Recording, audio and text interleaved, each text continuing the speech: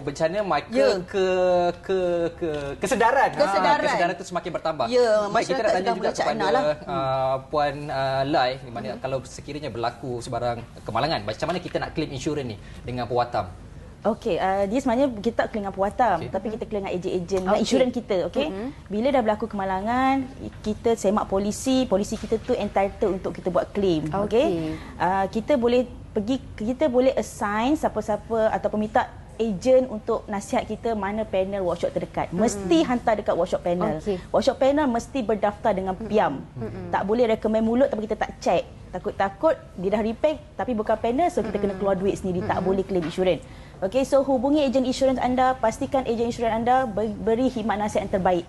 Pastikan anda tahu juga dengan siapa anda renew insurans lah. Okey, so pergi ke workshop panel. Bila kereta dah masuk ke workshop panel yang akan buat urusan claim. Dia yang akan start, okey. Tak ada pihak lain yang akan bantu buat claim. Pihak workshop panel yang kita dah setuju untuk hantarlah.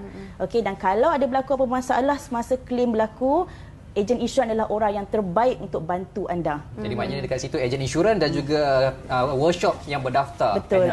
Baik. Betul. Terima kasih kita ucapkan kepada Puan Lai dan juga Puan Shu. Sebenarnya banyak kita nak cakap lagi berkaitan dengan insurans dan juga cukai jalan ni, tapi kesuntukan masa. Tapi tak apalah, satu perkembangan yang bagus daripada Puan Shu cakap tadi, orang kita mula ada kesedaran untuk mengambil insurans dan mengetahui kepentingan untuk kita melindungi bukan sahaja kenderaan, malah diri kita sendiri untuk dapatkan insurans dan juga cukai jalan ini. Baik, kita berhenti rehat seketika. Terima kasih banyak.